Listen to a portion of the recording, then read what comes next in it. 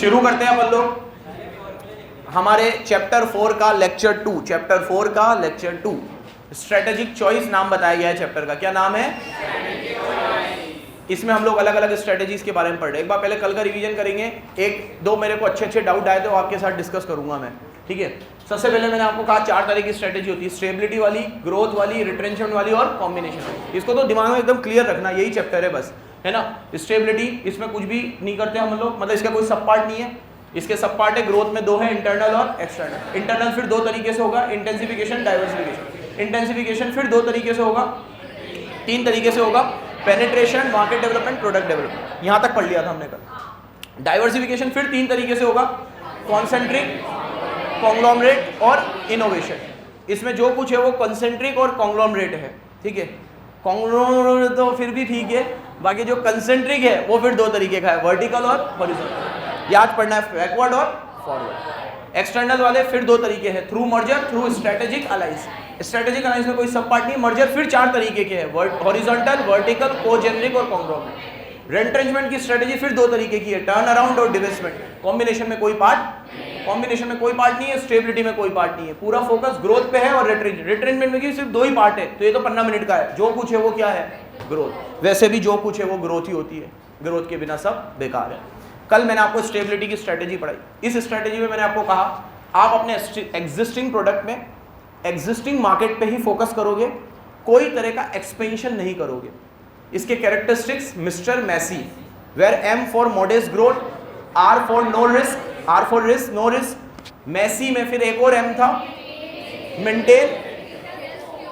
Maintain status quo, M for, फिर Massy, E for enhance the efficiency, ठीक है, functional efficiency, E for, S for same business, same product, same market, S for same, और I for investment. अब यहां पे अगर तुमने सिर्फ इन्वेस्टमेंट याद रखा है तो ये भी याद रखना, इन्वेस्टमेंट में ये लिखना है तुम्हें कि कोई इन्वेस्टमेंट रिक्वायर्ड नहीं है।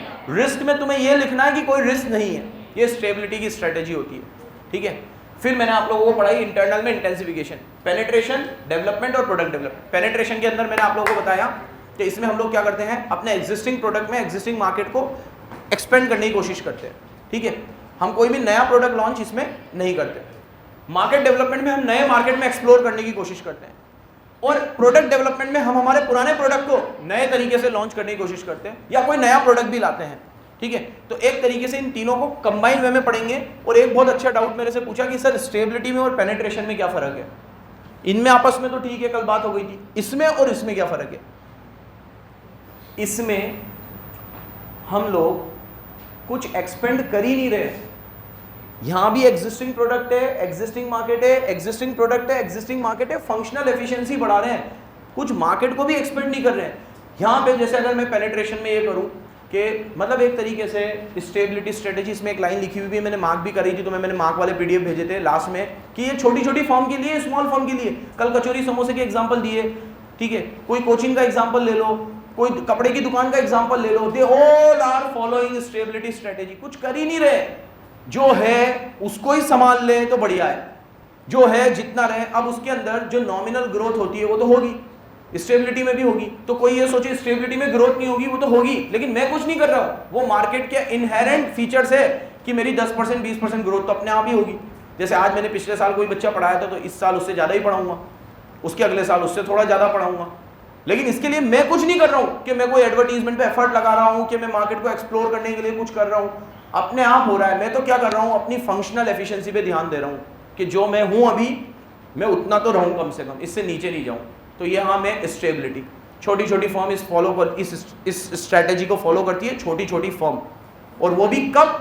मैच्योरिटी स्टेज पे आने के बाद, ठीक है। मैच्योरिटी में आने के लिए ये स्ट्रेटेजी नहीं होती, मैच्योरिटी में आने के बाद ये स्ट्रेटेजी होती है। जैसे एक बार मुझे पता चल गया कि मेरा प्रोडक्ट लाइफ साइकिल अपने मैच्योरिटी पे पहुंच चुका है, इसमें अब ज़्यादा एक्सपेंशन होगा नहीं, और एक तो ज़्यादा होगा नहीं कुछ भी, और प्लस मैं अब उस कैपेबिलिटी में भी नहीं हूं कि मैं ज़्यादा कुछ एक्सपेंड कर सकूं। ना तो मैं फ्रेश इन्वेस्टमेंट लगाना चाहता हूं, ना मैं ज़्यादा रिस्क, जैसे मैंने कल कहा, एक अंकल का एग्जांपल दिया, वो उस एज में पहुंच चुकी है कि ना तो उन्हें कोई नई दुकान खोलनी है, ना कोई नया एक्सपेंशन करना है, और ना उन्होंने कहा कि भाई मेरे कोई हेल्पिंग हैंड्स भी नहीं है, दोनों डॉटर्स है, तो मेरे को नहीं करना मगजमारी, मेरे जो है मैं सुकून की ज़िंदगी जीना चाहता हूँ, जितना है उतना अच्छे से रहना चाहता हूँ। तो वो क्या फॉलो करेगा? स्टेबिलिटी। पेनिट्रेशन में मैं एग्जिस्टिंग मार्केट में एग्जिस्टिंग प्रोडक्ट को ही लो रहा हूँ, लेकिन मैं एक्सपेंड कर रहा हूँ, ग्रोथ कर रहा हूँ, मार्केट के अंदर नए कस्टमर ढूंढ रहा हूँ, प्रोडक्ट वही है, मार्केट वही है, कस्टमर तो नए बना रहा हूं, और नए बनाने के लिए कुछ तो कर रहा हूं। जैसे पेनिट्रेशन के लिए हम लोगों ने कल बात करी जियो की, ठीक है, अब जियो वो लेकर आया, ठीक है, तो सिम कार्ड तो वही था, सिम कार्ड तो वही था रिलायंस वाला, ठीक है, रिलायंस जियो नाम था उसका पूरा नाम, ठीक है, मार्केट भी वही था, कोई नए कस्टमर थोड़ी लेकर आया, कोई इंटरनेशनली थोड़ी लॉन्च किया था उसको, इंडिया में ही लॉन्च किया था, इंडिया में तो पहले भी था, लेकिन उसको इस तरीके से लॉन्च किया प्राइस कट करके, ताकि वो एग्जिस्टिंग मार्केट में भी नए कस्टमर को ला सके, एग्जिस्टिंग मार्केट में भी नए कस्टमर को ला सके, इससे उसने लॉन्च किया किसको? जियो। तो ये मार्केट पेनिट्रेशन। मार्केट पेनिट्रेशन का एक एग्जांपल मैं और दूं तुम लोगों को, सोच के आया था एक, हाँ, कैडबरी। कैडबरी कैसे कि कैडबरी ने जब लॉन्च किया ना, तो लोगों को लगा कि यार कैडबरी तो एक वो है, बच्चों का खाने पीने की आइटम है, बच्चे खाएंगे इसको, तो बच्चे ही लेते थे उसको। फिर कैडबरी ने अपनी एडवर्टीजमेंट पे वर्क किया, कुछ मीठा हो जाए, बस बेटा बस, रमजान खत्म हुए, जिंदगी थोड़ी खत्म हुई है तेरी।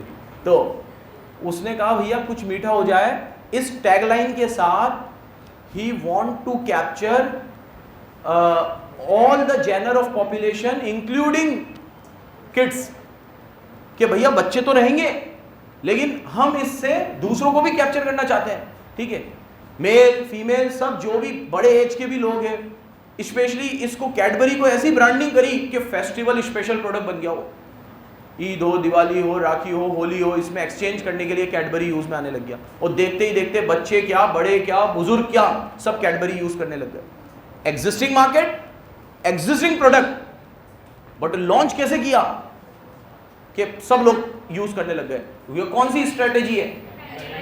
पेनिट्रेशन। तो जियो भी आ जाएगा इसमें, कैडबरी भी आ जाएगा, कैडबरी ज्यादा अच्छा एग्जांपल है इसमें, ठीक है।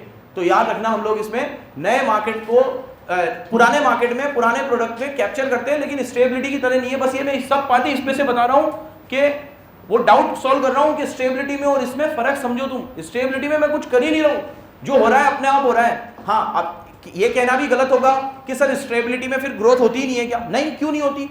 थोड़ी बहुत ग्रोथ तो हर मार्केट में होती है, मैं कुछ करूं या ना करूं। मैं कुछ ऐसे कोचिंग वालों को जानता हूं जिन्होंने पिछले कुछ सालों में ना कोई ऐड दिया है, ना कोई नए टूल्स यूज़ किए हैं, ना वो ज़माने के साथ अपने आप को अपडेट कर रहे हैं, फिर भी वो चल रहे हैं।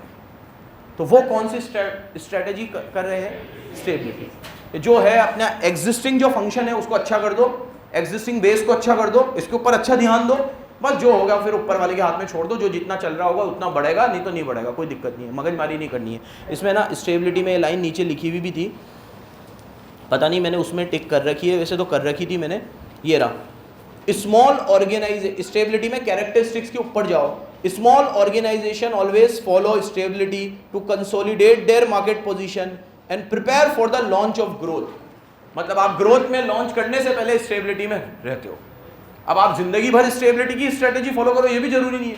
एक फेज में स्टेबिलिटी फॉलो करो और एक फेज में ग्रोथ। कल मैंने क्या एग्जांपल दिया मेरा कि शुरुआत के 4 सालों में हमने 7 सालों में, बल्कि स्टेबिलिटी 7 सालों में, 7 सालों 8 ले ले यार, लेकिन 3-4 सालों से हम लोग कुछ ना कुछ नया करने की कोशिश कर रहे हैं। अब वो डाइवर्सिफाई करके अलग फील्ड में जाने की कोशिश करी हो या अपनी ही फील्ड में कुछ ना कुछ करा हो, लेकिन ग्रोथ के लिए काम कर रहे हैं। सक्सेस कितना होता है कितना नहीं वो अपने हाथ में नहीं होता, बट काम कर रहे हैं। लेकिन शुरुआत के सालों में तो वो भी नहीं किया, जो था बस उसी को कैप्चर करके उसी को बढ़ाते गए, करते गए काम, तो स्टेबिलिटी वाली होगा। चलो अब जल्दी से देखो, ये तो सब कल पढ़ चुके थे। आप समझ में आया? पेनिट्रेशन और मार्केट, प्रोडक्ट मार्केट डेवलपमेंट ने तो बता ही दिया था, हम नए नए मार्केट में जाएंगे। अब इसको है ना तुम लोग है ना कहीं पे शॉर्ट करके ये भी लिख लो, इनको क्या डिफरेंस में अपन, इसकी डेफिनेशन थोड़ी सी सही नहीं है। पेनिट्रेशन, मार्केट डेवलपमेंट और प्रोडक्ट डेवलपमेंट, इसको तुम ऐसे याद रखो। देखो यहां मैं क्या करूंगा, एग्जिस्टिंग मार्केट और एग्जिस्टिंग प्रोडक्ट। मेरा यहां मार्केट भी सेम रहेगा, प्रोडक्ट भी सेम रहेगा, बट मैं नए कस्टमर को कैप्चर करूंगा। किसको कैप्चर करूंगा? अब वो कैप्चर कैसे करना है मुझे? प्राइस रिडक्शन से, एडवर्टीजमेंट के टूल यूज करके, या कुछ इस तरीके से। किसमें करूंगा ये मैं? पेनिट्रेशन। किसमें करूंगा? तो पॉइंट नंबर 1, पॉइंट नंबर 2, यहां पे मार्केट तो एग्जिस्टिंग है, सॉरी,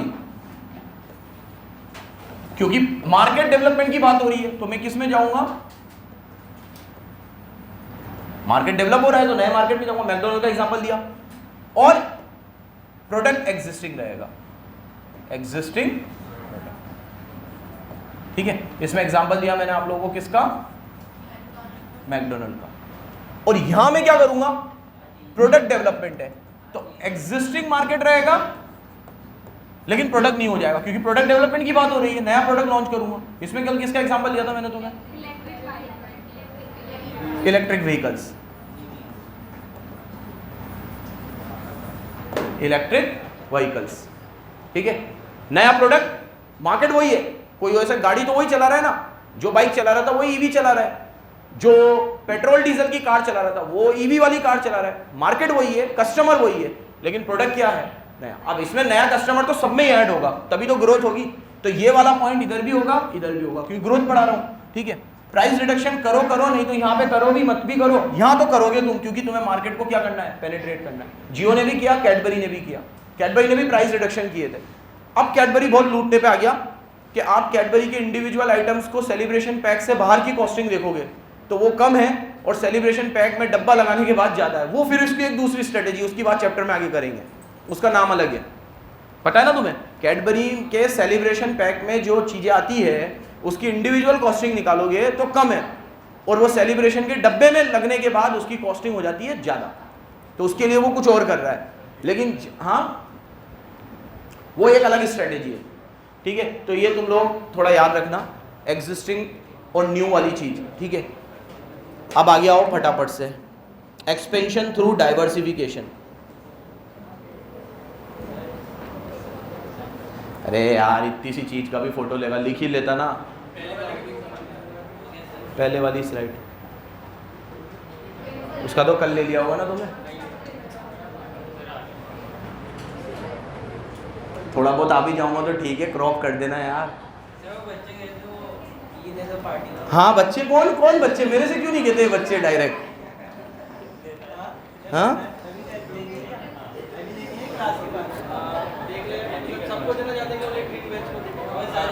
चलो अब आगे बात करते हैं डाइवर्सिफिकेशन की। किसकी बात करते हैं? चुप हो जा बे, चुप हो जा फर्जी, ये इंटरनल में ही चल रहा है, फिर बोल रहा हूँ। 3 हो गए। अब डाइवर्सिफिकेशन, डाइवर्सिफिकेशन का मतलब तो तुम्हें पता ही है भाई। डाइवर्सिफिकेशन में, अब मेरी बात सुनो, डाइवर्सिफिकेशन में हम नए मार्केट में, नए प्रोडक्ट में, नए कस्टमर के साथ चलेंगे, सब चेंज होगा। अब डाइवर्सिफिकेशन में 2 तरीके का डाइवर्सिफिकेशन होता है, आपके बुक के हिसाब से 3 है, बाकी यूजुअली 2 ही होता है। ये पुरानी बुक में भी 2 ही था, और नाम होते हैं इसके रिलेटेड और अनरिलेटेड। जब मैं अपनी इंडस्ट्री से जुड़ी हुई चीज़ों में ही डाइवर्सिफाई करता हूं तो वो रिलेटेड वाला हो गया, और मैं अपनी इंडस्ट्री से बिल्कुल नई चीज़ों में जाता हूं तो वो अनरिलेटेड वाला हो गया। कौन सा वाला हो गया? अनरिलेटेड वाला। अब डाइवर्सिफिकेशन आपके लिए वर्क करे भी ना भी करे, अभी बहुत सारी इंडस्ट्री के एग्जांपल लेंगे जिनके लिए डाइवर्सिफिकेशन वर्क किया है, ऐसे इंडस्ट्री के भी एग्जांपल लेंगे जिनके लिए डाइवर्सिफिकेशन वर्क नहीं भी किया है, ठीक है। तो आप डाइवर्सिफिकेशन जब करते हो तो आप अगर अपने ही फील्ड में डाइवर्सिफाई करते हो जो सबसे सही माना जाता है तो वो कॉन्सेंट्रिक है, और अगर आप नई चीज में डाइवर्सिफाई करते हो जो आपकी फील्ड से बिल्कुल रिलेटेड नहीं है वो कॉन्ग्लोमरेट है। जैसे इसमें एग्जांपल टाटा, रिलायंस दोनों का देते हैं, दोनों तरह के डाइवर्सिफिकेशन कर चुके हैं। कौन से? कंसेंट्रेट भी, कॉन्ग्लोमरेट भी। जैसे रिलायंस की बात करते हैं, रिलायंस शुरू हुआ था पेट्रोलियम प्रोडक्ट से, ऑयल प्रोडक्ट से, ठीक है। फिर उसने क्या करा, पेट्रोलियम और ऑयल के बाद इनसे ही बनने वाले प्रोडक्ट भी बनाने शुरू कर दिए खुद ने। तो ये इनका जो डाइवर्सिफिकेशन हुआ, ये कौन सा हुआ? कंसेंट्रिक, अपनी ही फील्ड में डाइवर्सिफाई कर रहा है, लेकिन जो बनाता था वो उससे हटके कुछ बना रहा है। ठीक है, नया बना रहा है, लेकिन जो बन रहा है वो उसकी फील्ड से लिंक्ड है। जैसे आज मैं कॉमर्स में हूँ और मैं अब अपना कॉलेज और वो भी खोल लूँ, तो कोचिंग से कॉलेज में आ रहा हूँ, डाइवर्सिफिकेशन है, लेकिन मेरी फील्ड का ही है, तो वो कौन सा वाला हुआ?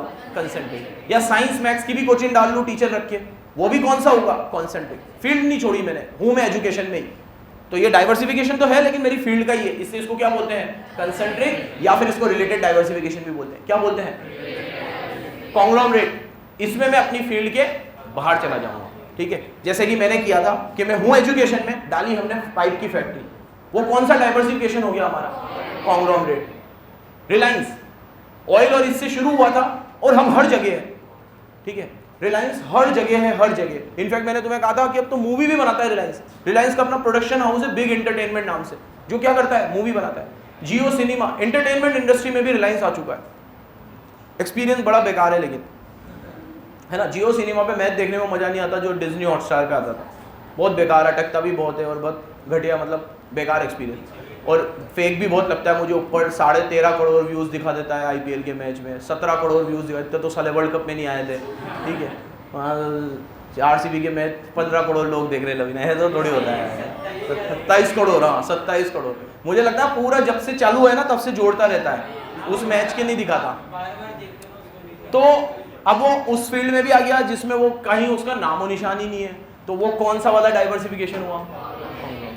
इनोवेशन तो तुम सब समझते ही हो कि नया प्रोडक्ट लॉन्च करना, ठीक है, तो वो तो डाइवर्सिफिकेशन होता ही है। इसीलिए ये तो कोई कैटेगरी ही नहीं है। तुम जितनी भी किताब में डाइवर्सिफिकेशन पढ़ोगे ना, दो होते हैं, कंसेंट्रिक और कॉन्ग्लोमरेट, और इसको रिलेटेड और अनरिलेटेड बोलते हैं। इनोवेशन तो इनोवेशन है, ठीक है, वो तो आप अपने एग्जिस्टिंग प्रोडक्ट को भी अच्छे से चेंज करके ला सकते हो, वो भी इनोवेशन है। नया ला रहे हो, वो भी इनोवेशन है। नई टेक्नोलॉजी इंट्रोड्यूस कर रहे हो, वो भी इनोवेशन है। नए मार्केट में एक्सप्लोर कर रहे हो। इनोवेशन एक वाइडर टर्म है जो कहीं पे भी यूज किया जा सकता है, लेकिन इनोवेशन एक तरह की ग्रोथ स्ट्रेटेजी होती है, इसलिए इसमें डाल रखा है कि इनोवेशन करना मतलब क्या है? आप किसके लिए काम कर रहे हो? ग्रोथ के लिए।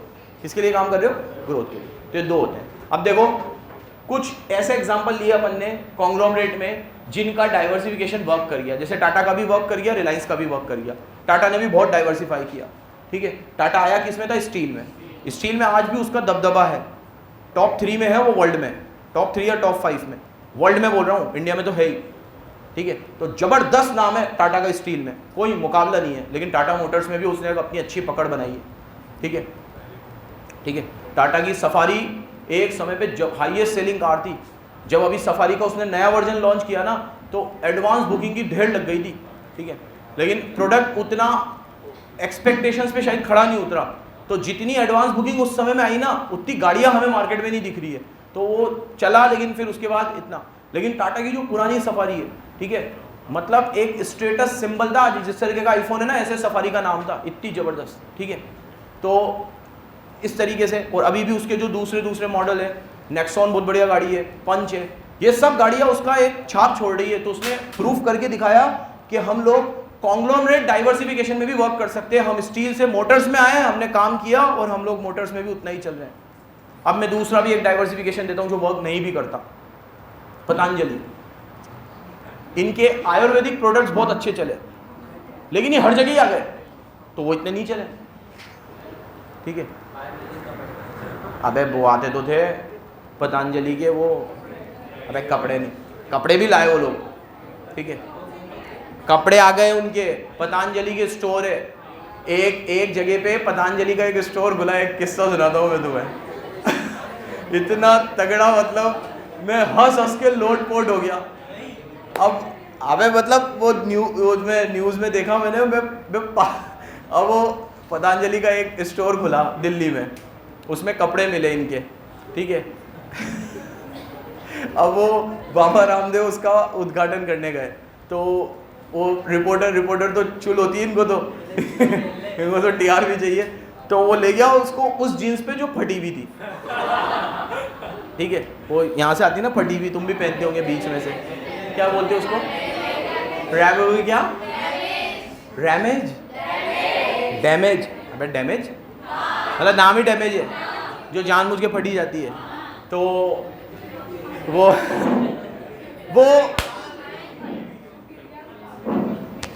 अब भैया वो जो उसके वो ये बंद कर दे यार, हाँ थोड़ा परेशान करेगा। अभी तो रोज़ा नहीं है, आराम से पानी वानी भी पी सकते हैं। अरे चुप हो जा बे वो। तो भैया वो उद्घाटन करने गए तो वो डैमेज वाली जीन्स पे ले गए। वो बोला बाबा जी आप भी ऐसी जीन्स पे मतलब ये फटी हुई है, आप तो कहते हो भाई जो आजकल के लड़के हैं वो हमारी संस्कृति का ध्यान नहीं रखते, ठीक है, और आप भी ऐसी चीज़ बेच रहे हो। तो उन्होंने याद है क्या जवाब दिया? मैंने उसको उतनी ही फाड़ी है जितनी हमारी संस्कृति में अलाउड है। मैंने इस जीन्स को भारतीय संस्कृति के हिसाब से ही फाड़ी है, ठीक है। मैं कहा गजब है मतलब यार, ठीक है ये, ठीक है। तो अब मेरी बात सुनो। तो भाई पतंजलि ने जो डाइवर्सिफिकेशन किया, कॉन्ग्लोमरेट डाइवर्सिफिकेशन नहीं चला उसका, अरे ओए चुप हो जा, ठीक है। तो उसके जो आयुर्वेदिक प्रोडक्ट जिससे चले, बहुत बड़ा ब्रांड है पतंजलि, कोई छोटा मोटा ब्रांड नहीं है, लेकिन उन्होंने जो डाइवर्सिफिकेशन जहां जहां ट्राई किया, एक्चुअली क्या होता है डाइवर्सिफिकेशन में आपको पहले ये भी देखना चाहिए कि आपका इमेज कैसा है, ठीक है। बाबा रामदेव का इमेज कोई बिजनेसमैन वाला नहीं था, उनके प्रोडक्ट जब बिक रहे थे तो उनकी उस इमेज की वजह से बिक रहे थे। जब वो इमेज को यहाँ लगाओगे तो वो नहीं चेपेगा, उनको कोई अडानी अंबानी थोड़ी है वो कि उनके उस तरह के प्रोडक्ट भी चलेंगे, नहीं चले वो, ठीक है। तो कॉन्ग्लोमरेट डाइवर्सिफिकेशन आपको देख के करना चाहिए, कंसंट्रेट भी देख के ही करना चाहिए, लेकिन क्या होता है कंसंट्रेट में आप अपनी फील्ड के हो, कुछ ऊंच नीच होगी ना तो संभाल लोगे, ये रिलेटेड डाइवर्सिफिकेशन है, ये अनरिलेटेड है। यहाँ कुछ ऊंच नीच हो गई तो फिर पूरा पैसा जाएगा। यहाँ पे तो क्या है, कुछ सिस्टम, कुछ टेक्नोलॉजी, कुछ प्रोसेस आपके एग्जिस्टिंग बिजनेस में काम आ जाएंगे अगर डाइवर्सिफिकेशन नहीं भी चला तो, क्योंकि रिलेटेड है। यहाँ पे अगर नहीं चला तो कुछ भी काम नहीं आएगा, क्योंकि ये क्या है, अनरिलेटेड है। समझे कि नहीं समझे? अब टिक करो, पढ़ो, फिर मैं वर्टिकल हॉरिजॉन्टल पे भी आता हूं। हाँ, डाइवर्सिफिकेशन में पहली लाइन टिक करो, when a firm try to grow and expand diversifying into various product और field, it is called diversification. This is an also an internal growth strategy, ठीक है। तो डाइवर्सिफिकेशन का मतलब क्या है, जब हम अपने आप को ग्रो करते हैं, एक्सपेंड करते हैं, अपने अलग अलग प्रोडक्ट को डाइवर्सिफाई करके, नए नए मार्केट में जाकर नए प्रोडक्ट लॉन्च करके, उसे क्या बोलते हैं, डाइवर्सिफिकेशन, ठीक है। कब करते हैं हम डाइवर्सिफिकेशन में, लास्ट लाइन भी टिक कर लो, when they feel that diversification offer greater prospect for growth and profitability than intensification। हम डाइवर्सिफिकेशन में कब आते हैं, जब हमें लगता है इंटेंसिफिकेशन से ज्यादा एक्सेस हमें कहां मिल सकता है। यहां पे हम एक प्रोडक्ट को सेम रख रहे थे तो मार्केट को चेंज कर रहे थे, मार्केट को सेम रख रहे थे तो प्रोडक्ट को चेंज कर रहे थे, या दोनों को ही सेम रख रहे थे। यहां पे हम दोनों के दोनों ही चेंज कर देंगे और सीधे अपनी इंडस्ट्री से उठ के नई इंडस्ट्री में चले जाएंगे। ये कब जाते हैं हम, जब हमें लगता है कि उस नई इंडस्ट्री में ज्यादा पोटेंशियल है, ठीक है। अब इसमें दो दे रखे हैं, इसके पीछे सब काट दो जो भी दे रखा है, इसके पीछे नहीं, ये लाइन टिक करो। Diversification is defined as entry into new product, new service, new market, involve substantially different skill, different technology, different knowledge. नाम ही डाइवर्सिफिकेशन है, ठीक है। अपने इंटरनल प्रोसेस को इधर उधर करने से अच्छा ये जैसा इसको रहने दो, फक करके दूसरी जगह चले जाओ। ये क्या है, डाइवर्सिफिकेशन। नया प्रोडक्ट, नया मार्केट, नया टेक्नोलॉजी, नया नॉलेज, सब कुछ नया। अब वो जो नयापन है वो पुरानेपन से ही लिंक्ड था तो रिलेटेड, नयापन बिल्कुल ही नया था तो अनरिलेटेड। रिलेटेड को बोलेंगे कंसेंट्रिक और इसको बोलेंगे, ये तुम बोल दिया करो, ठीक है। अब ये हो गया पूरा, आओ आगे आऊं, टिक कर लिया, आगे आओ। इसके बाद काट दो और सीधे आ जाओ कंसेंट्रिक, और कंसेंट्रिक में भी पहले आ जाओ वर्टिकल और हॉरिजॉन्टल। फिर वर्टिकल में भी दो है, फॉरवर्ड और बैकवर्ड। एग्जांपल लिखते जाना भाई, और मैं फिर बोल रहा हूं कंपेयर कर करके पढ़ना, ये इससे कैसे अलग है। क्वेश्चन डायरेक्ट आ जाए तो नसीब तुम्हारे, जितना मेरा फीलिंग कह रहा है कि क्वेश्चन इनडायरेक्ट आएगा। पेपर टेस्ट में दूंगा मैं तुम्हें उस तरह के क्वेश्चन कि जहां पे स्ट्रेटेजी पहचानने को आएगी। मुझे वैसे क्वेश्चन बहुत अच्छे लगते हैं क्योंकि पूरे नंबर मिलते हैं, ज़्यादा लिखना भी नहीं है बकवास, सीधे पहचानना है नंबर, पहचानना है नंबर। पहचान तभी पाओगे जब डिफ्रेंशिएट कर पाओगे, डिफ्रेंशिएट करना जरूरी है। इसीलिए मैंने आज आते ही ये भी अलग लिखवाया तुम्हें, ठीक है, क्योंकि मुझे इसकी लैंग्वेज थोड़ी कम वो लगी कि इसमें सब तुम खुद से पढ़ने बैठोगे तो कंफ्यूज होगे। ये की पॉइंट्स याद रखना, एग्जिस्टिंग मार्केट, एग्जिस्टिंग प्रोडक्ट, नए टूल के साथ जिससे कि एक्सपेंड कर सके। एक्सपेंड तो सब में होगा क्योंकि ग्रोथ पढ़ा रहा हूँ, स्टेबिलिटी थोड़ी पढ़ा रहा हूँ, ग्रोथ पढ़ा रहा हूँ, हर चीज़ में एक्सपेंड तो होगा। अब मार्केट डेवलपमेंट में, मार्केट डेवलपमेंट नाम से ही पता चल रहा है, इसमें न्यू मार्केट में जाऊंगा, प्रोडक्ट एग्जिस्टिंग। यहाँ पे प्रोडक्ट डेवलपमेंट है तो न्यू प्रोडक्ट में जाऊंगा, मार्केट एग्जिस्टिंग। और जब प्रोडक्ट भी नया, मार्केट भी नया, सब कुछ नया, तो फिर वो इंटेंसिफिकेशन है ही नहीं, फिर वो क्या है? अब वो डाइवर्सिफिकेशन में भी कंसेंट्रिक है कि कॉन्ग्लोमरेट है? अगर रिलेटेड है तो कंसेंट्रिक और अनरिलेटेड है तो समझ गए बराबर? टिक करो कंसेंट्रिक को। It take place when products are related in this diversification, underline करते जाना, new business diversify into link to existing business. देखो टिक करो, हम जिस नए बिजनेस में जा रहे हैं वो हमारे एग्जिस्टिंग बिजनेस से लिंक्ड है। हमारे एग्जिस्टिंग बिजनेस से क्या है बच्चों? क्या है? एग्जाम्पल अभी कौन से दिए मैंने तुम्हें? रिलायंस, टाटा, मतलब रिलायंस टाटा तो सब जगह ही लगेंगे, उधर वाले में भी लगेंगे वो तो, क्योंकि तो वो मत लिखो तुम, वो तो कंसंट्रेट भी है और कॉन्ग्लोमरेट भी है। इसमें किसका लिखोगे तुम? हमारा लिखो यार, एलन क्या बाढ़ में।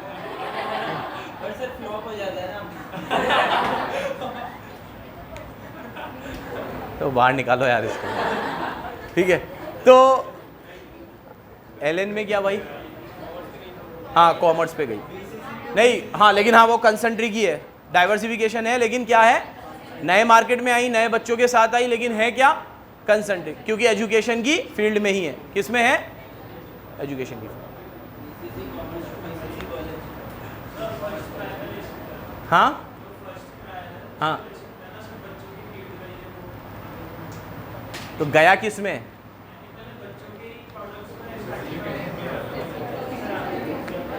हाँ लेकिन वो बच्चों में ही है ना, डाइवर्सिफिकेशन में एक नए प्रोडक्ट में जाना है ना हमें। इसमें तुम एक और लिख सकते हो, उषा की सिविंग मशीन्स आती थी, अभी भी आती है, सिलाई मशीन, बहुत बड़ा ब्रांड है उषा सिलाई मशीन का, लेकिन अब वो दूसरे होम अप्लायंसेस भी बनाने लग गया। उनके मिक्सर्स आते हैं, ग्राइंडर और पंखे आते हैं, बिल्कुल उषा फैंस। तो ये भी कौन सा हुआ? अरे भाई प्लीज,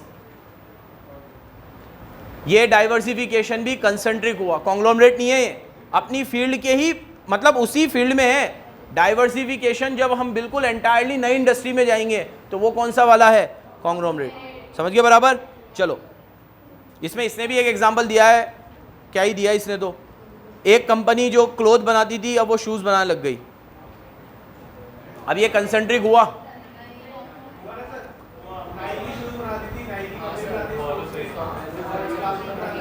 अबे नाइकी जो भी बना रही है उसका तो सिर्फ नाम कंपनी का सेम है, प्रोसेस जो यूज हो रहे हैं वो तो नए हैं ना। हम लोग यहाँ पे वही प्रोसेस, टेक्नोलॉजी कुछ तो सेम रखेंगे। हाँ, अब अगर मुझे पता नहीं है शू मेकिंग में और क्लोथ मेकिंग में क्या रॉ मटेरियल यूज होते हैं, अगर वही रॉ मटेरियल, वही प्रोसेस यहाँ भी यूज हो रहे हैं तो इट माइट बी पॉसिबल कि वो क्या है? कंसंट्रिक है। अमूल के किस में? अरे तुम देखो, एक बात समझो भाई, चुप हो जाओ 2 मिनट मेरी बात सुनो। अभी भी 10-15% बच्चे कंसेप्ट को ढंग से समझ नहीं रहे। जो उसने फर्स्ट क्राई की बात करी, इसने अमूल की बात करी, इन लोगों ने डाइवर्सिफाई थोड़ी किया है। ये जहां थे अभी वही प्रोडक्ट को वैरायटी ऑफ प्रोडक्ट में बना रहे हैं। डाइवर्सिफिकेशन में पहले तुम ये समझो मुझे किसी और इंडस्ट्री में जाना है, कूदना है, और जिस भी इंडस्ट्री में मैं कूद रहा हूं अगर वो मेरे ही बिजनेस से रिलेटेड है तो वो कंसंट्रिक है, इतनी सी बात है, और वो मेरे बिजनेस से रिलेटेड नहीं है तो वो कॉन्ग्लोमरेट है। इसको समझो पहले बराबर। हाँ, अब अगर अमूल अगर दूध दही से स्टार्ट करके दूसरे भी फिनिश गुड पे आ रहा है, आइसक्रीम पे आ रहा है, ठीक है, दाल भी आ रही है भाई अमूल की, तो ये, हाँ अगर आ रही है तो मुझे नहीं पता, अगर आ रही है तो ये डाइवर्सिफिकेशन है, और फूड इंडस्ट्री में ही है अभी भी तो कंसंट्रिक है। समझो भाई, समझना बहुत जरूरी है, इसको रटो मत। फूड इंडस्ट्री में ही है, कंसंट्रिक है, ठीक है। और अब जब तूने नाइकी का एग्जांपल दिया बेटा, वो शूज भी बना रहा है और कपड़े भी बना रहा है। अगर इन दोनों में रॉ मटेरियल सेम यूज हो रहा है, कुछ हद तक प्रोसेस भी सेम है, और ये सब अपैरल में ही आते हैं, फूड भी और शूज भी, तो मैं इसको कंसंट्रिक बोलूंगा। लेकिन एंटायरली डिस्टिंक्ट है, मटेरियल, प्रोसेस, टेक्नोलॉजी कुछ भी सेम यूज नहीं हो रही है, बस ब्रांड नेम सेम है, कंपनी सेम है। कंपनी तो हमेशा सेम रहेगी, टाटा मोटर में भी टाटा आएगा और टाटा स्टील में भी टाटा आएगा। तुम कंसंट्रिक बोलोगे कि कॉन्ग्लोमरेट बोलोगे? कॉन्ग्लोमरेट बोलोगे। समझो कंसेप्ट को बराबर से, कंपनी से मत चलो, कंपनी तो एक ही रहेगी ना भाई, टाटा तो टाटा ही रहेगा। चलो, बहुत चिल्लाना पड़ रहा है, इसको वापस खोल यार।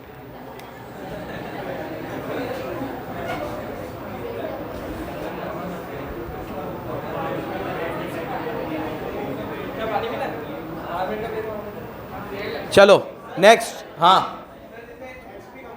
हाँ हाँ, रिलेटेड, नो डाउट रिलेटेड है, ठीक है। चलो अब मैं इसमें वर्टिकल और हॉरिजॉन्टल पढ़ाता हूँ। वर्टिकल में भी बैकवर्ड और फॉरवर्ड भी है फिर, ठीक है। सुनना, वर्टिकल ऐसे होता है, हॉरिजॉन्टल ये होता है। इसी से समझ में आएगा तुम्हें। इसको समझने से पहले इसने पेज में देखो एक प्रोसेस दिया हो, प्रोसेस देखो आप। कंसंट्रेट में पेज नंबर 4.12 में आओ। 4.12 में आपके पास रॉ मटेरियल होता है, उससे क्या बनता है? इंटरमीडिएट गुड्स, फिर उससे क्या बनता है? फिर फिनिश गुड के बाद उसकी मार्केटिंग होती है और फिर उसकी आफ्टर सेल सर्विस क्या होता है? अब है ना, 2 मिनट तुम बहुत ध्यान से सुन लेना, नहीं तो बहुत कंफ्यूज रहोगे जिंदगी भर। ये वर्टिकल है, ये हॉरिजॉन्टल है। वर्टिकल में भी मैं तुम्हें 2 पढ़ाऊंगा, फॉरवर्ड और बैकवर्ड। फॉरवर्ड और फॉरवर्ड का मतलब है 1 स्टेप अप। क्या मतलब है? और बैकवर्ड का मतलब है 1 स्टेप बैक। क्या? ठीक है, एक कदम आगे आना और एक कदम पीछे आना। अब एक सवाल पूछ रहा हूं, एक सुर में जवाब देना। किसी भी कंपनी में ये सारे प्रोसेसेस वो कंपनी स्वयं ही करती है कि दूसरे की भी मदद लेती होगी? बड़ा से बड़ा ब्रांड भी इनको पूरा खुद नहीं करता होगा ना। हम अंबानी, अडानी, टाटा की भी बात करें तो ऐसा हो सकता है ना कि वो आफ्टर सेल सर्विस किसी और से कराते हो, मार्केटिंग की एजेंसी कोई और हो, खुद ना करते हो, है ना। ऐसा हो सकता है। रॉ मटेरियल किसी और से लेते हो। जैसे कार का बेस्ट एग्जांपल, टायर बनाता है सीएट और एमआरएफ, और वो टायर लगते हैं आपकी हर कंपनी में। तो सीएट और एमआरएफ उनको क्या दे रहे हैं? रॉ मटेरियल, इंटरमीडिएट गुड्स, और कार बना रही है फिर ये कंपनियां। होता है ना ऐसा। अब डाइवर्सिफिकेशन समझना। वर्टिकल में मैं क्या करूंगा? इसी स्टेप में डाइवर्सिफाई करूंगा। या तो मैं इधर था तो इधर ये भी मैं बनाने लग जाऊंगा, यहां था तो ये दोनों भी मैं बनाने लग जाऊंगा, यहां था तो ये दोनों भी मैं करने लग जाऊंगा, लेकिन इधर ही घूमता रहूंगा, वर्टिकल। हॉरिजॉन्टल में मैं अपनी दूसरी किसी इंडस्ट्री में डाइवर्सिफाई कर जाऊंगा, ठीक है। फील्ड यही है, लेकिन मेरे प्रोसेसेस को नहीं छेड़ूंगा। जो एग्जिस्टिंग प्रोसेस चल रहा है वो वही चलेगा, लेकिन मैं किसी और इंडस्ट्री को भी एक्वायर करने की कोशिश करूंगा जो मेरी फील्ड से ही रिलेटेड है। रिलेटेड तो हमेशा रहेगा, क्योंकि ये सब पढ़ा किस में रहा हूं, समझ गए। तो देखो, मैं कार बना रहा था, ये मेरी कार की इंडस्ट्री है, ये सब हो गया। अब कार से ही रिलेटेड बाइक मान लूं। मैं बाइक नहीं बनाता था, लेकिन कार ही बनाता था, तो मैं अब बाइक में भी आ गया। तो ये कौन सा वाला हुआ? हॉरिजॉन्टल। कार के ही अंदर मैं ये करता था, ये करता था, ये करता था, ये दोनों नहीं करता था, ये भी करने लग गया, ये वर्टिकल। अब फॉरवर्ड बैकवर्ड क्या है? फॉरवर्ड एक स्टेप अप और बैकवर्ड एक स्टेप बैक। तो बैकवर्ड का मतलब है मैं फिनिश गुड था, लेकिन अब मैं ये भी बनाने लग गया और ये भी बनाने लग गया, तो ये मैं बैक जा रहा हूं। तो ये बैकवर्ड इंटीग्रेशन। और मार्केटिंग में नहीं करता था, अब मैं करने लग गया। आफ्टर सेल भी मैं नहीं करता था, अब मैं ही करने लग गया। तो ये एक स्टेप अप, तो ये फॉरवर्ड, ये बैकवर्ड। तो एक स्टेप पीछे जाने का मतलब मैं पीछे नहीं जा रहा हूं, हो तो ग्रोथ ही रही है। पीछे जाने का मतलब है प्रोसेस में पीछे जा रहा हूं। पीछे जाने का मतलब है एक ऐसा प्रोसेस जो पहले मैं नहीं करता था, लेकिन अब मैं वो भी करने लग गया। उसके पहले का एक प्रोसेस मैं नहीं करता था, अब मैं वो भी करने लग गया। इसका बेस्ट और बेस्ट एग्जांपल देता हूं। देखो, मैंने पढ़ाना स्टार्ट किया मान लो सीए फाइनल से, तो मैं पढ़ाता सिर्फ सीए फाइनल ही था। अब मेरे को लगा सीए फाइनल में इतना बच्चा तो पहुंच ही नहीं पाता, तो सीए फाइनल कब तक पढ़ाता रहूँगा। तो इंटर में भी आ गया और फाउंडेशन में भी आ गया। पीछे जा रहा हूँ, पीछे जा रहा हूँ, कौन सा है, लेकिन पीछे जाके आगे आ रहा हूँ। पीछे नहीं जा रहा हूँ, पीछे जाके सीए फाइनल में जितने बच्चे पढ़ाता था उससे ज़्यादा इंटर में पढ़ा रहा हूँ, क्योंकि पास ज़्यादा होते हैं। उससे ज़्यादा फाउंडेशन में पढ़ाता हूँ, क्योंकि वहाँ और पास होते हैं, ठीक है। फाइनल तक आते हैं तो क्या बचता है? कुछ भी नहीं। यहाँ 100 बैठा होगा तो यहाँ पहले तो 50 कैरी फॉरवर्ड होगा, 50 में से 25 कैरी फॉरवर्ड होगा, 25 में से 15 मुंबई निकल जाएगा, तो 10 ही आता था यहाँ तो, ठीक है। लेकिन जब यहाँ होगा तो पूरा 50 मिलेगा और यहाँ होगा तो पूरा 100 मिलेगा। तो नाम बैकवर्ड है लेकिन आगे आ रहा हूँ, आगे आ रहा हूँ। तो ये बैकवर्ड इंटीग्रेशन है। क्या है? अब फॉरवर्ड। सीए के बाद इंस्टीट्यूट ने बहुत सारे ऐसे कोर्सेज भी लॉन्च करे जो सीए करने के बाद ही कर सकते हो, जैसे डीसा। क्या सुना है कभी नाम? डीसा एक कोर्स है, अभी कहाँ उसके बारे में बताने बैठूं। सीए के अब इस कोर्स की अहमियत इसी से समझ लो कि इसकी क्वालिफिकेशन पहले सीए होना चाहिए। तो ये कोर्स कैसा होगा, कौन करता होगा, कि जिसकी पहले रिक्वायरमेंट क्या है कि आप क्या हो, तो आप डीसा कर सकते हो। तो मैं वो डीसा वीसा नहीं कराता था, अब मैं डीसा भी कराने लग गया। ये क्या है? फॉरवर्ड। एक स्टेप आगे जा रहा हूं और आगे ही जा रहा हूं। तो यहां आगे जाकर आगे जा रहा हूं, यहां पीछे जाकर भी आगे ही जा रहा हूं। बस प्रोसेस में पीछे जाने का मतलब है बैकवर्ड इंटीग्रेशन, प्रोसेस में आगे आने का मतलब है फॉरवर्ड इंटीग्रेशन। और दोनों किस में आते हैं? वर्टिकल में, क्योंकि मैंने अपनी लाइन नहीं छोड़ी है। क्या ये बात मैं समझा पा रहा हूं आप लोगों को? ये समझ में आना चाहिए। एग्जांपल लिख लेना। सीए फाइनल पढ़ाता था, अब क्या पढ़ाने लग गया? इंटर और फाउंडेशन। कौन सा इंटीग्रेशन हुआ ये? बैकवर्ड। और सीए फाइनल पढ़ाता था, डीसा भी पढ़ाने लग गया। कौन सा हुआ ये? फॉरवर्ड। क्या हुआ? फॉरवर्ड। बैकवर्ड एक स्टेप पीछे आना, फॉरवर्ड एक स्टेप आगे जाना। पीछे जाकर भी पीछे नहीं जा रहा हूं, पीछे मतलब प्रोसेस में पीछे जा रहा हूं। ये लाइन लिखो ऐसी की ऐसी, पीछे मतलब प्रोसेस में पीछे जा रहा हूं। लिखो, पीछे मतलब प्रोसेस में पीछे जा रहा हूं। काम में पीछे नहीं जा रहा हूं, काम तो एक्स्ट्रा ही कर रहा हूं, काम तो एक्स्ट्रा ही कर रहा हूं। पहले जितना करता उससे ज्यादा ही करूंगा, पहले जितना करता उससे ज्यादा ही करूंगा। फाइनल पढ़ाता था तो इंटर भी पढ़ाऊंगा, फाउंडेशन भी पढ़ाऊंगा, तो काम तो ज्यादा ही करूंगा, कम नहीं करूंगा, लेकिन एक स्टेप पीछे जा रहा हूं। हाँ, ये हो गया तुम्हारा वर्टिकल में बैकवर्ड और फॉरवर्ड। हॉरिजॉन्टल। अब सीए पढ़ाता था, सीए पढ़ाता था, सीएस भी पढ़ाने लग गया। हॉरिजॉन्टल। सीएस के लिए दूसरी कोचिंग थी, मैं मेरी कोचिंग में नहीं पढ़ाता था, लेकिन मैंने कहा स्कोप है, बच्चा भी आता है, पढ़ाओ, इसको भी पढ़ाओ। तो ये मेरी इंडस्ट्री में डाइवर्सिफाई करके नई ब्रांड डाली, नई कोचिंग डाली, नए टीचर रखे, नया करा, लेकिन इंडस्ट्री मेरी वही है। तो इसीलिए कंसेंट्रिक में हॉरिजॉन्टल। एग्जिस्टिंग प्रोसेस को नहीं छेड़ा। एग्जिस्टिंग प्रोसेस जो है मेरा सीए का फाउंडेशन पढ़ाना, इंटर पढ़ाना, वो सब चल रहा है, उसके आगे पे साथ में मैंने सीएस भी पढ़ा दिया। ये हॉरिजॉन्टल, ये वर्टिकल, इससे इसको ऐसे नाम दिए गए। ठीक है, अब रीड करो।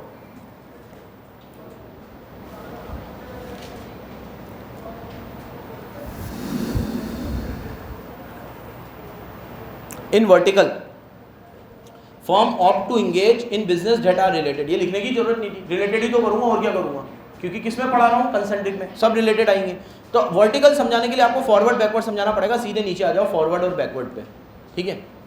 और अगर आपके एग्जाम में वर्टिकल आए ना, तो भी आप फॉरवर्ड बैकवर्ड समझा के आओगे। वर्टिकल कुछ है ही नहीं, वो फॉरवर्ड बैकवर्ड से ही मिलके वर्टिकल बनता है, ठीक है। पढ़ो फॉरवर्ड और बैकवर्ड। इसमें आओ, 1 2 तीसरे और चौथे पैरा पे, तीसरे पैरा पे बैकवर्ड समझाया। Backward integration means creating effective supply bye entering in business of input provider. Input के भी बिजनेस में आ गए, ठीक है। Expand profit and gain control over production where a company will purchase or build business that will increase its own supply capability, ठीक है, जो आपके खुद के सप्लाई कैपेबिलिटी को बढ़ाएगा, ठीक है। और वहां पे बैकवर्ड में लिख लो 1 स्टेप बैक। और फॉरवर्ड पे आओ। Forward integration is moving forward in the supply chain. वहां लिखा हुआ था moving backward in the supply chain, और यहां लिखा हुआ है मूविंग, यहाँ पे सप्लाई चेन में आगे आना। और ये सप्लाई चेन कौन सी है? ये वाली, इसकी बात कर रहा है ये। तो ये डायग्राम भी आप बना के आओगे एग्जाम में। ये हमारी क्या है? Supply chain.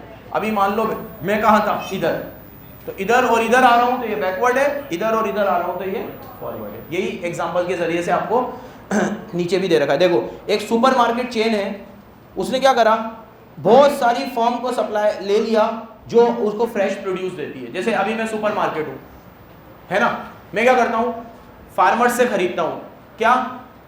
एग्रीकल्चर प्रोडक्ट जो मेरे सुपरमार्केट में काम आते हैं। अब मैंने क्या करा, खेती के लिए ज़मीन ले ली और वो सब चीज़ें मैं ही करने लग गया। मैं ही करने लग गया मतलब मैंने कहा ये मेरी खेती है, इस पे तुम जो उगाना है वो उगाओ, सारा के सारा प्रोड्यूस मुझे दे देना, मैं मेरे सुपरमार्केट में रखूंगा, जिससे क्या मेरे को ताज़ा माल मिलेगा और रेट भी अच्छी मिलेगी। पहले मैं ये नहीं करता था, तो क्या मैं पीछे जा रहा हूँ, आगे जा रहा हूँ? पीछे जाके आगे आ रहा हूँ, पीछे जाके, क्योंकि पहले मैं क्या करता था, सीधे फार्मर से ले लेता था। अब फार्मर केमिकल वाला भी दे देगा तो मुझे थोड़ी पता चलेगा, लेकिन अगर खेती में खुद ही करूंगा तो मैं तो अच्छे में अच्छा उगाऊंगा, और अच्छे में अच्छा उगाऊंगा तो मेरा सुपरमार्केट अच्छा चलेगा। तो पीछे जाके आगे आना, पीछे जाके आगे, पीछे जाके आगे आना, इसे बोलते हैं बैकवर्ड इंटीग्रेशन। क्या बोलते हैं? फॉरवर्ड में आगे जाऊंगा। फॉरवर्ड का एग्जांपल देखो, एक कॉफी बीन मैन्युफैक्चरर सोच रहा है कि अब हम कॉफी का कैफे भी खोल लें। अब देखो, मैं यहां था, मैं सिर्फ कॉफी बीन बना के बेच देता था, लेकिन मैंने कहा जब कॉफी की बीन बना ही रहा हूं तो कैफे भी डाल दो अपना, और वहीं पे अपनी खुद की कॉफी। तो क्या कर रहा हूं? आगे आ रहा हूं। यहां आगे आके आगे आ रहा हूं, वहां पीछे जाके आगे आ रहा हूं। दोनों में आगे ही आ रहा हूं, क्योंकि स्ट्रेटेजी ग्रोथ की पढ़ा रहा हूं। कौन सी पढ़ा रहा हूं? ग्रोथ में ग्रोथ तो जरूरी है। तो बैकवर्ड का मतलब ये मत समझ लेना पीछे जा रहा हूं, बैकवर्ड का मतलब भी आगे ही आना है। और ये सब किस में आते हैं? वर्टिकल में। डायग्राम टिक करो पीछे और इधर लिख लो, इसको सप्लाई चेन बोलते हैं। क्या बोलते हैं? तो सप्लाई चेन में एक स्टेप पीछे के प्रोसेस को भी खुद करना बैकवर्ड, और सप्लाई चेन में एक स्टेप आगे के प्रोसेस को भी खुद करना फॉरवर्ड। ठीक है, ये डेफिनेशन याद रखना। सप्लाई चेन में एक स्टेप पीछे के प्रोसेस भी खुद ही एग्जीक्यूट कर रहे हो, ये बैकवर्ड, और सप्लाई चेन में एक स्टेप आगे के प्रोसेस भी खुद कर रहे हो, ये फॉरवर्ड। और इसमें वो मेरा सीए वाला एग्जांपल भी लिख लो। सीए फाइनल से अगर इंटर और फाउंडेशन में आऊंगा तो क्या है? बैकवर्ड, और सीए फाइनल से डीसा पे आऊंगा तो फॉरवर्ड। और सीए से सीएस भी पढ़ाने लग जाऊंगा, या आईएएस की तैयारी भी करवाने लग जाऊंगा, यूपीएससी की तैयारी भी करवाने लग जाऊंगा, तो ये भी हॉरिजॉन्टल। मैं नहीं करवाऊंगा, मतलब एक ब्रांड नेम में करवाने लग जाऊंगा, तो वो हॉरिजॉन्टल हो गया। हाँ, फिजिक्स वाला इसका एग्जांपल है। ठीक है, कि जो आए थे फिजिक्स से, लेकिन वो अब हर जगह आ चुके हैं। ठीक है, सीए वाला, यूपीएससी वाला, वाला लगा के, टमाटर वाला, आलू वाला, ठीक है, कॉमर्स वाला। चलो, हाँ भाई, हॉरिजॉन्टल भी टिक कर लो अब जल्दी से। हॉरिजॉन्टल क्या है? When firm get horizontally diversifying, integrating into one or more similar business operations. कौन से? Similar business operations. कौन से बिजनेस करते हैं हम? तो वो कौन से हो जाते हैं? हॉरिजॉन्टल। ठीक है, एग्जांपल्स प्लीज अच्छे से याद रखना। अब कॉन्ग्लोमरेट में आते हैं, टिक करो। In conglomerate diversification, no linkages related to product. हम प्रोडक्ट से बिल्कुल लिंक नहीं है। ठीक है, नए बिजनेस में जा रहे हैं जो हमारी बिजनेस से बिल्कुल अलग है। इसमें एक बेस्ट एग्जांपल लिखो तुम, आईटीसी। आईटीसी पहले था ये इंपेरियल टोबैको कंपनी, अब हो गया इंडियन टोबैको कंपनी। ये सिगरेट बनाती है। तुम लोग जो अरे तुम लोग नहीं, मतलब तुम में से कुछ लोग नहीं, वो भी नहीं। ठीक है, तो हाँ, आईटीसी सिगरेट बनाती है, सिगरेट। ये विल्स वगैरह की जितनी भी ये सिगरेट विगरेट आती है, सब आईटीसी के ब्रांड है। ठीक है, टोबैको का भी बहुत सारा रॉ मटेरियल आईटीसी से आता है, लेकिन इसने सोचा कि हमारी इमेज हो रही है खराब। ठीक है, तो ये बनाने लग गए रजिस्टर। तुम जो क्लासमेट के रजिस्टर यूज करते हो वो आईटीसी बनाती है। ठीक है भाई, आशीर्वाद आटा में भी आ गए हैं। अब ठीक है, एक तरफ आटा, एक तरफ सिगरेट, लिंक्ड है। एक तरफ सिगरेट और एक तरफ रजिस्टर। डाइवर्सिफिकेशन तो देखो। ठीक है, हिपोक्रेसी की भी सीमा होती है। ठीक है, ये जो डाइवर्सिफिकेशन है कौन सा वाला है? कॉन्ग्लोमरेट। ठीक है, हाँ, और कोई सा बोल रहा है बेटा? आईटीसी का बोल रहा है, हाँ है ये होटल में भी। ठीक है, तो वो तो देखो, यहाँ से पैसा ही इतना आता है कि कहीं भी डाइवर्सिफाई हो सकते हैं। ठीक है, इतना अंधी टैक्स देने के बाद भी इनके ऊपर इतना अंधी टैक्स लगता है, इनको सीएसआर पे खर्च करना पड़ता है। ठीक है, सब कुछ करने के बाद, क्योंकि मार्जिन इतना होता है, क्योंकि कचरा है, कॉस्टिंग तो कुछ होती नहीं है, जो आ रहा है सब प्रॉफिट ही है, कचरे से बनता है, कचरा ही है, कचरा ही खा रहे हैं, और उससे जो पैसा आ रहा है प्रॉफिट इतना ज़्यादा है कि कहीं कहीं पे डाइवर्सिफाई करके लगाते रहते हैं। तो ये इंडस्ट्री भी डाल दी, ये इंडस्ट्री भी डाल दी, ये इंडस्ट्री भी डाल दी। ठीक है, चलो, ये आईटीसी हो गया कॉन्ग्लोमरेट में। भाई सब तरह के डाइवर्सिफिकेशन और इंटेंसिफिकेशन समझ में आया तुम्हें? ये दो पढ़ा दिए मैंने, अब फिर चार्ट पे आ जाते हैं प्लीज। इंटेंसिफिकेशन हो गया, क्या हो गया? डाइवर्सिफिकेशन। और अब आते हैं तीसरे, इनोवेशन। ये डाइवर्सिफिकेशन में तीन है ना, कंसेंट्रिक, कॉन्ग्लोमरेट और इनोवेशन। इनोवेशन तो जल्दी जल्दी पढ़ लो, कुछ भी नहीं है। Innovation drives upgradation, existing product को अपग्रेड करना। क्या करना? एग्जिस्टिंग प्रोडक्ट को, यहाँ पे तो मैं क्या नए प्रोडक्ट में आ रहा था, नए बिजनेस में आ रहा था, यहाँ मैं एग्जिस्टिंग वाले को ही क्या कर रहा हूँ? अपग्रेड कर रहा हूँ। इनोवेशन एक बहुत बड़ी टर्म होती है। इनोवेशन में ना बच्चे सिर्फ ये समझते हैं कि इनोवेशन का मतलब है नया प्रोडक्ट बनाना बस, जबकि मैंने तुम्हें पहले भी शायद इको में पढ़ाया था। इनोवेशन का मतलब है, ठीक है, कि कोई भी नई चीज़ करना। एक नए मार्केट में एक्सप्लोर कर रहे हो, इनोवेशन है। नया प्रोडक्ट बनाना तो इनोवेशन होता ही है। पुराने प्रोडक्ट को नई पैकिंग में बेचना भी इनोवेशन है। अच्छी एडवर्टीजमेंट टेक्निक यूज करना भी इनोवेशन है। इनोवेशन इज समथिंग, इनोवेशन एक ऐसा कंसेप्ट है जिसमें हम कोई भी तरह का नयापन लाना चाहते हैं अपने प्रोडक्ट में, प्रोसेस में, टेक्नोलॉजी में, एडवर्टीजमेंट की टेक्निक में, मार्केट शेयर में, किसी भी चीज में नयापन लाने की कोशिश करता हूं तो वो इनोवेशन है। और एक लाइन तुम्हें इको में पढ़ाता था मैं कि profits are created by innovation and cease by copying. कि किसी भी फॉर्म में प्रॉफिट्स कब बनते हैं? जब आप इनोवेशन लाते हो, और वो सीज कब हो जाते हैं? जब आप कॉपी करते हो। जो भी बंदा इनोवेशन से चला होगा वो उसके प्रॉफिट्स अप ही जाएंगे, नीचे नहीं जा सकते। ये मार्केट का नियम है। तो पढ़ो, टिक करो। Innovation drives upgradation of existing product line, process, ये वो, मार्केट शेयर को बढ़ाना। इसके कुछ फायदे दे रखे हैं, तुम इसके सिर्फ वॉल टिक कर लो। कॉम्प्लेक्स प्रॉब्लम को सॉल्व करता है, ठीक है, और प्रोडक्टिविटी को बढ़ाता है, कॉम्पिटिटिव एडवांटेज देता है, ठीक है। आएंगे नहीं, बस ऐसे टिक कर लो। मतलब इतना चैप्टर पढ़ाने के बाद तुमसे वो ये पूछेगा what are the benefits of innovation. Innovation के क्या फायदे होते हैं? वो जरूर ये 3 इसने लिखे, ये 3 ही थोड़ी होंगे, और भी बहुत फायदे हैं, ठीक है। तो इसने 3 लिखे हैं। क्या 3 है भाई? कि हमें कॉम्प्लेक्स प्रॉब्लम सॉल्व करने में मदद करता है, हमारी प्रोडक्टिविटी को बढ़ाता है, और हमारे को कॉम्पिटिटिव एडवांटेज देता है। हमारी कॉम्पिटिटर से हम एक स्टेप आगे चल सकते हैं अगर हम क्या यूज करेंगे?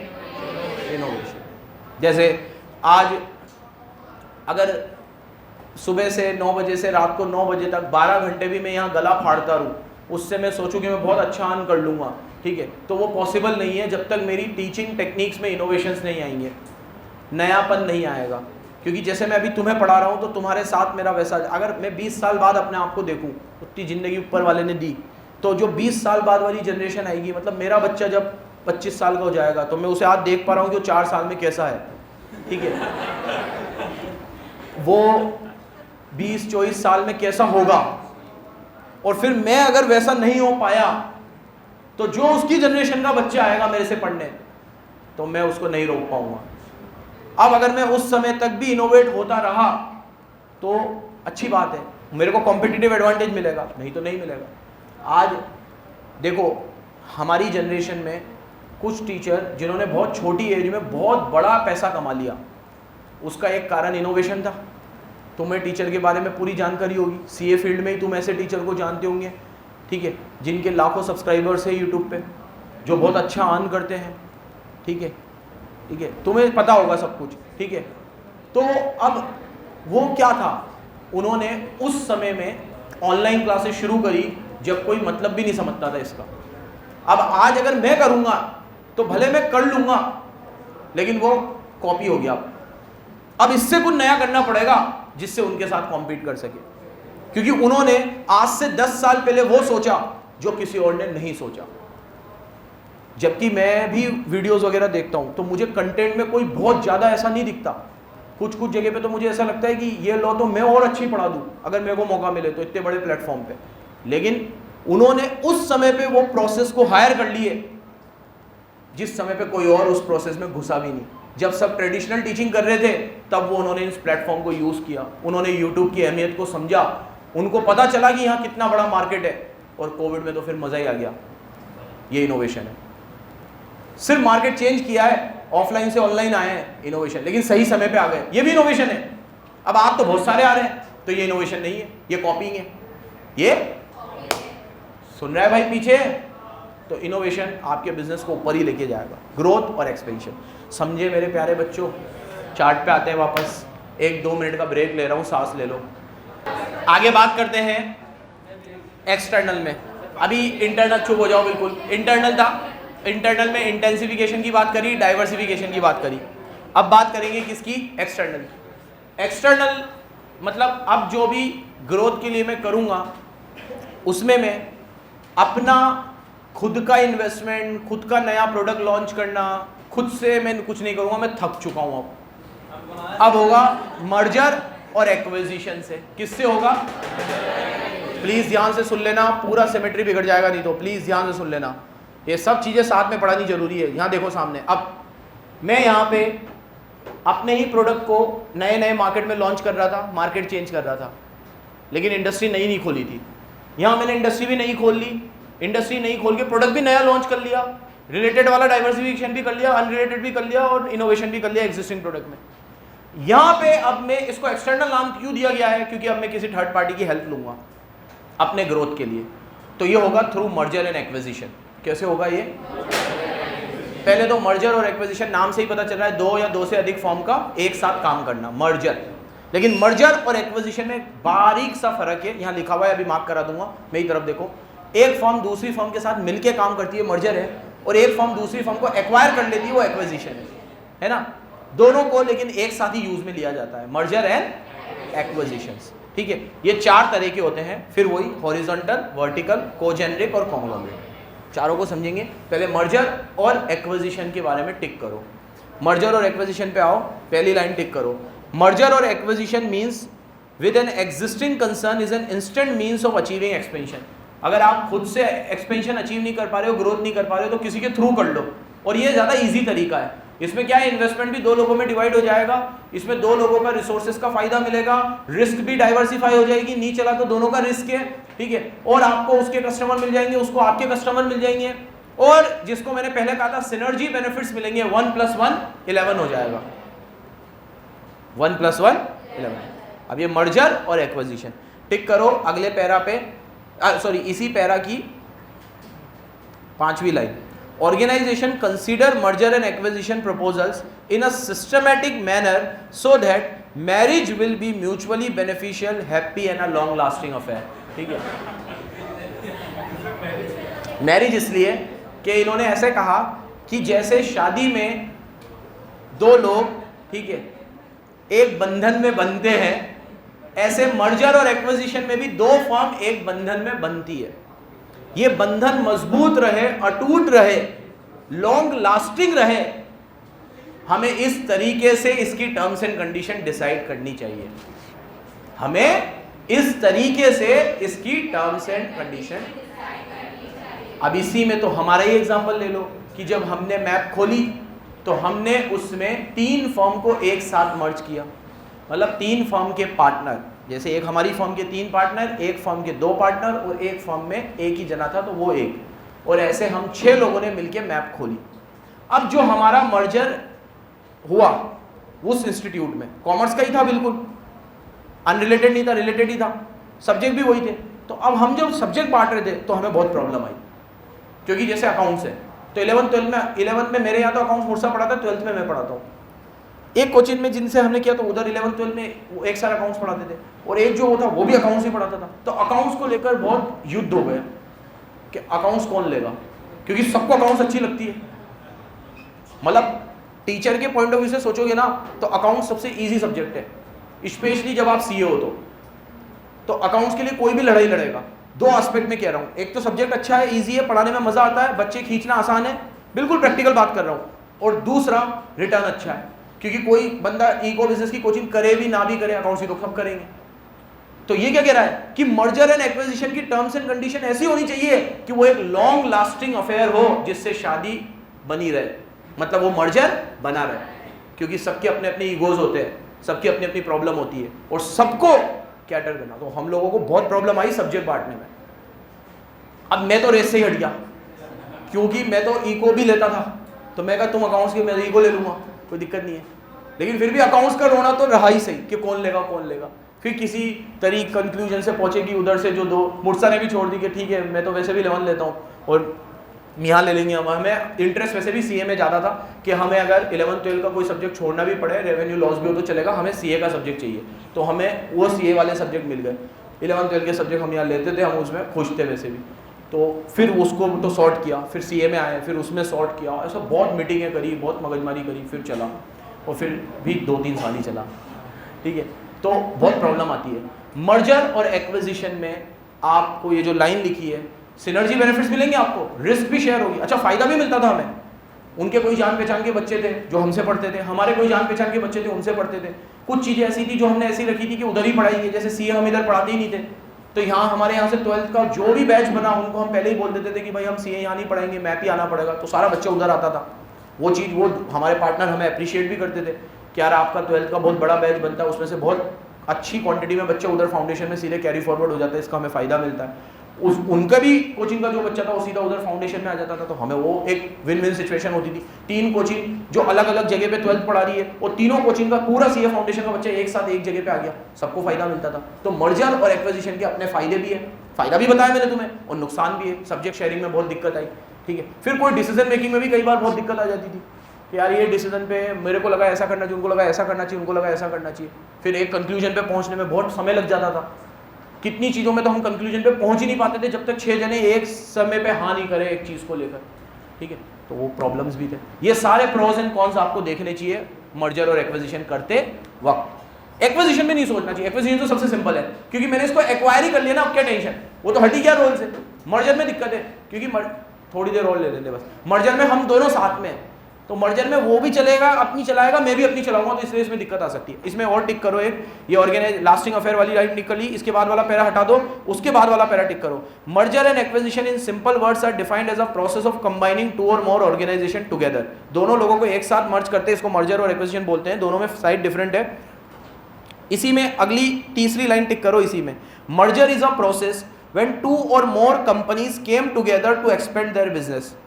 2 या 2 से अधिक लोग एक साथ आते हैं अपने बिजनेस को एक्सपेंड करने के लिए, मैप लिख दो वहां पर।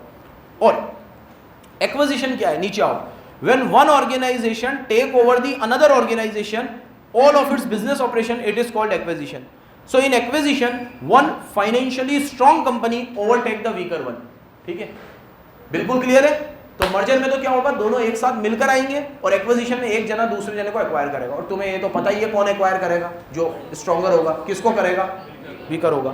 अब ये मर्जर और एक्विजिशन 4 है। पहला है हॉरिजॉन्टल मर्जर, ठीक है, सबके एग्जांपल देता जाऊंगा, टिक करते जाना। पहला लाइन हॉरिजॉन्टल, पढ़ ले चुपचाप। Horizontal merger is a combination of firm engage in the same industry, it is a merger with a direct competitor.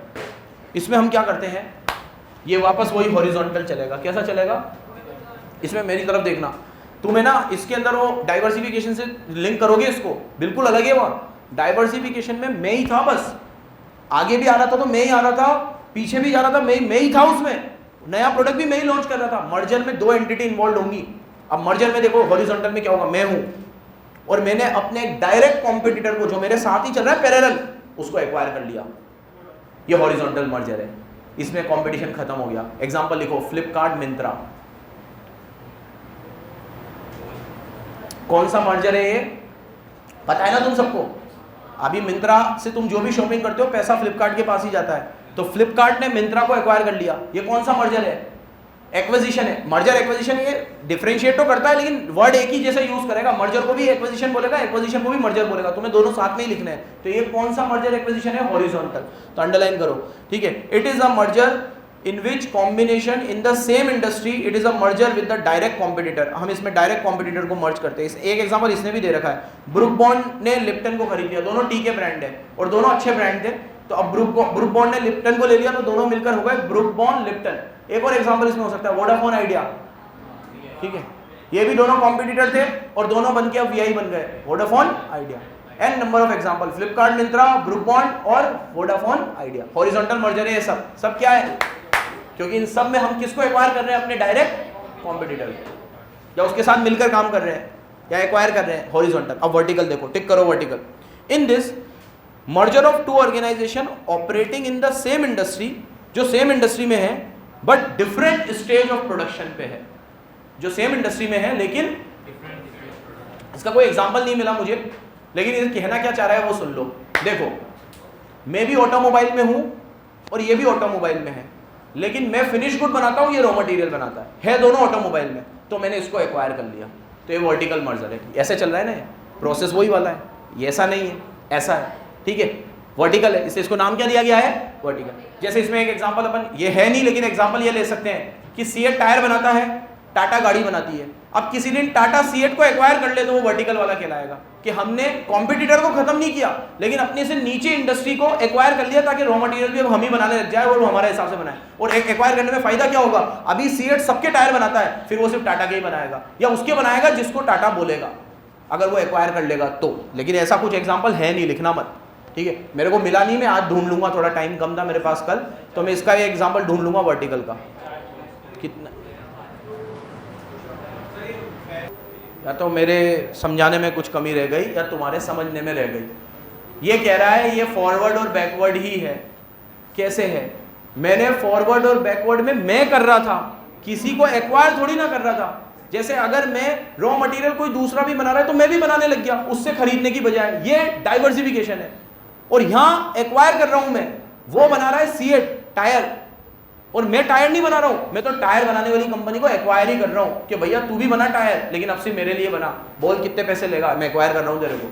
तो ये वर्टिकल वाला है। क्या है, वर्टिकल वाला। तो इसमें एग्जांपल लिख लो तुम, अगर फिनिश गुड बनाने वाली कंपनी रॉ मटेरियल बनाने वाली कंपनी को एक्वायर कर ले। अब इसमें कोई भी एग्जांपल फिट बैठ सकता है, मैं कल तुम्हें लाइव वाला भी दे दूंगा। हाँ, एप्पल का क्या,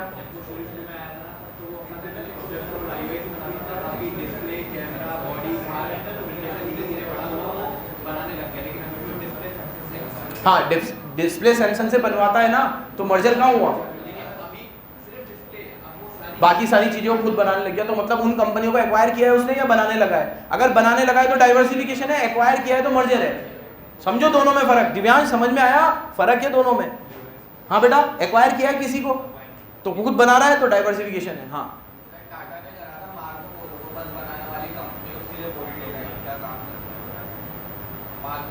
मार्को पोलो, वो क्या करते थे, बस की बॉडी बनाते थे और टाटा ने उसको एक्वायर कर लिया। तो वो अब बॉडी किसकी बनाता है, टाटा की, टाटा की कारों की। हाँ, तो फिर ये वर्टिकल है, ठीक है। अगर ऐसा है तो कि अगर क्या कंपनी का नाम बताया बेटा, मार्को पोलो, तो ये कंपनी क्या बनाती थी, बस की बॉडी बनाती थी और टाटा ने इसको एक्वायर कर लिया। तो अब ये टाटा के लिए गाड़ियों का डिजाइन और सारा डेवलपमेंट करते हैं। तो ये कौन सा इंटीग्रेशन हुआ, अरे कौन सा मर्जर हुआ, वर्टिकल। याद रखना, मर्जर में एक्वायर करूंगा मैं खुद बनाने लग जाऊंगा तो डाइवर्सिफिकेशन है। ये बेहतरीन फर्क है दोनों में और यहाँ नंबर कटने नहीं चाहिए। हाँ,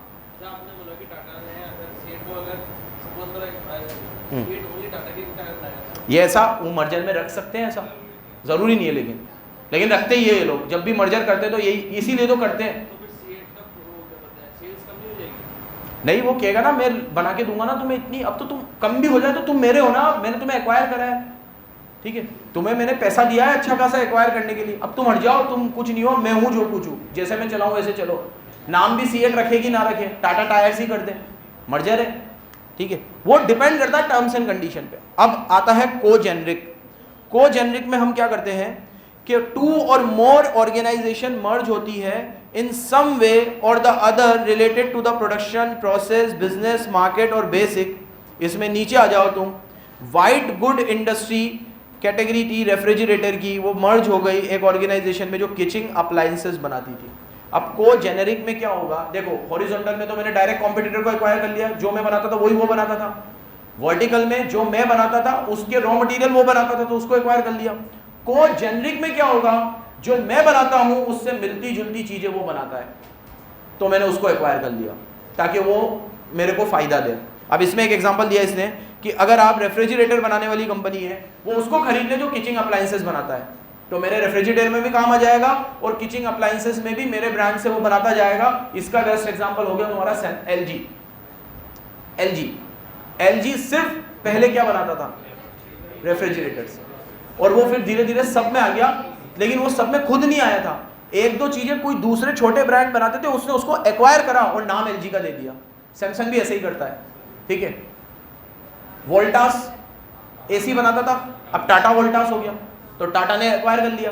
टाटा ने कहा मैं दूसरे और इलेक्ट्रिक गुड्स बनाता ही हूं, तुम्हें मेरे ब्रांड का फायदा मिलेगा। टाटा के साथ ट्रस्ट जुड़ा हुआ ही है, वोल्टास के साथ वो ट्रस्ट नहीं था, टाटा वोल्टास होते ही ऐसी बिकने लग गए।